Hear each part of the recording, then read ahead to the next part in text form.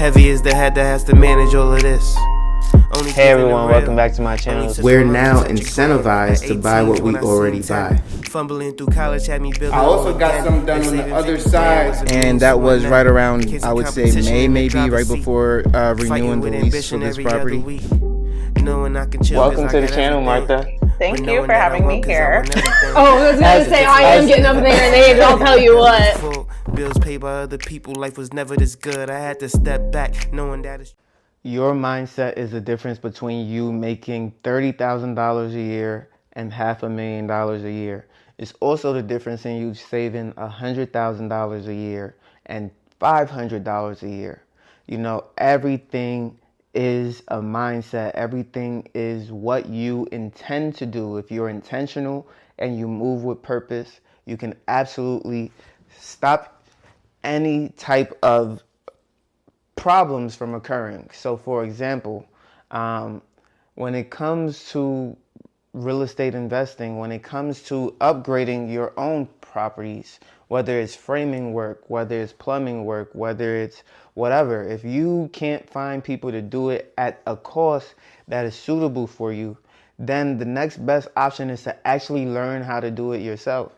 And not everything requires you to go to a school and do it. Sometimes it requires you to hire a friend, start to build personal connections. Sometimes it requires you to purchase a book. Sometimes it requires you to Google all the materials you'll need, as well as the tools and resources, and order that yourself, saving on costs. We're getting into Black Friday. We're getting into all these things where things are going to be half off, 40% off, 30% off, 20% off, and you're able to go ahead and start to discount these products and materials to where you're making the job so much easier on a contractor or so much easier on yourself in order to fulfill that. So for example, I have a basement that needs to be remodeled and redone. I now have the means to where I can go ahead and get these things for 40% off. But come Black Friday, I'll be able to get those things for even cheaper.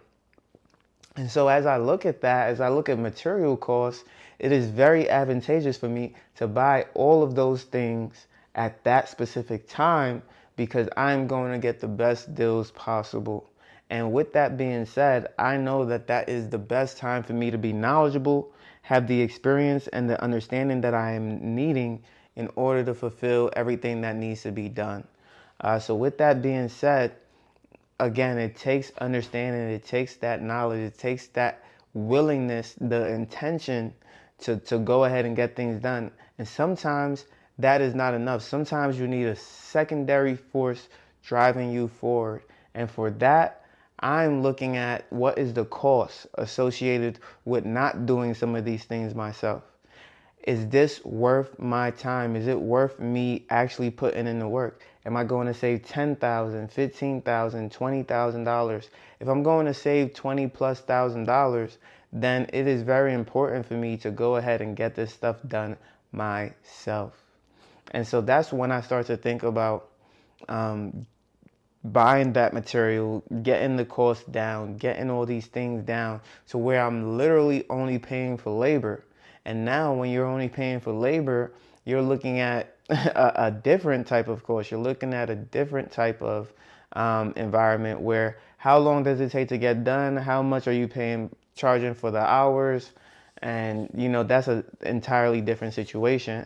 And then a lot of stuff you can learn to do yourself, whether it's through YouTube and again, via books and management. And so I'll tell you guys something, like when I first got into real estate investing, I actually had a property manager.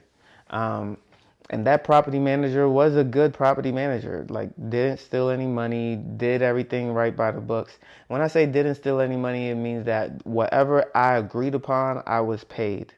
But come to find out, when I was asking for an increase in rental payments, they were very hesitant to do that because they stated that the tenant was already paying a good amount and that they were long-term tenants and that I wouldn't want to risk them leaving because then I would have to pay an entire month's fee back to the property manager for procuring a new tenant, which was true based on the agreement that they made. And I was kind of shocked that the property manager wouldn't want to make an entire month's payment, which would have been given to them because of, acquiring a new tenant should this one not want to pay. And so I was a little shocked by that. And then I come to find out that the property manager was actually charging a management fee that I was not aware of, which was an additional $35 on top of the $50 a month that they were already being paid, on top of the 15-day holding fee that they would hold the money for, right? And so when the property manager would get paid on my behalf, they would hold the money for 15 days, which of course they can collect interest on through a high yield savings account or other means. And then they would also take a $50 fee, which was their management fee. But what I did not know was that they were also taking another $35 management fee from the tenant as well. And so that was why they didn't want to raise rents. I was okay with them holding the money for 15 days. I was okay with the $50 management fee. I was not aware of the additional $35 charge that they were charging the tenant. So when I finally took my own property back from the property manager and I started to manage it myself, I actually did not have to increase rents. You know why? Because the tenant was never aware that they were paying this management fee that they shouldn't have been paying to begin with. And so I didn't have to increase rents that year. But moving forward, of course, we started to increase rents again. And so that was very interesting to know that when you are hiring out work, that sometimes the contracts that are in place is just your contract, and that the tenant might have another contract with the agent that you're not completely aware of. And that to me was insane. And you know what's so funny is that when you get into a contract with a property manager, they tend to show you the lease of the tenant. But that management fee wasn't in the original lease. It was after the tenant renewed for a second year, which of course I was happy about, that the property manager added a property management fee, and this time did not send me the new and revised lease agreement. So I just assumed that it was the same as previously, and that, they said, oh, it'll be out till 2025 of so and so year. And I said, okay, that's fine, cool. You understand? And so being on top of your stuff, knowing where your money is going is absolutely important. You can see why certain NFL players, certain NBA players, people who play sports can easily be duped and scammed when they start to allow people to start to do different things within their businesses.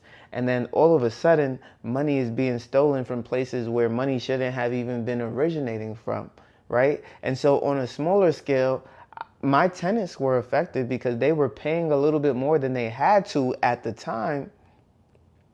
And, that can affect business overall, where tenants can be angry when you're asking for an increase and you don't already know that they're already paying an increase on what you assumed that they were paying. And so a lot of the times tenants, if you're still a renter, understand that us landlords, if we have a management team, we're not necessarily aware of what you're actually being charged. And so when we're wanting money to cover our overhead expenses, to cover our mortgage payments, to cover our property taxes and all this stuff, we're not aware that the property manager might even be charging you more than what we agreed upon to begin with. And so, yeah, that is absolutely crucial. That is absolutely important to know. And so when tenants say, hey, I want to have access to a property manager, a lot of the time that could be a double-edged sword. You don't really want to get too close to your tenants. But at the same time, you would realize that, hey, this tenant is actually paying more than I thought. And that is not okay. What is going on here, right? Those are the type of things that you want to be aware of. If anything, you should have been aware that, let's say the tenant was paying $2,000 a month and the property manager gets $200.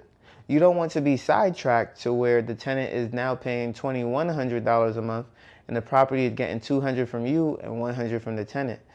That is not how the thing should work, right? Like, The landlord should be aware of how much the tenant is being charged, period. Because at the end of the day, although it's a business, you also want to be ethical in how you conduct business. And to me, that wasn't ethical, that wasn't right. I didn't know that the tenant was essentially being overcharged for the services. And I absolutely did not like that. So if you like this video, make sure you leave a like, comment, and subscribe to the channel. You know I post every single day at 8 a.m. daily on YouTube, Rumble, and Spotify for podcasters. And I can't wait to see you on the next one. Peace.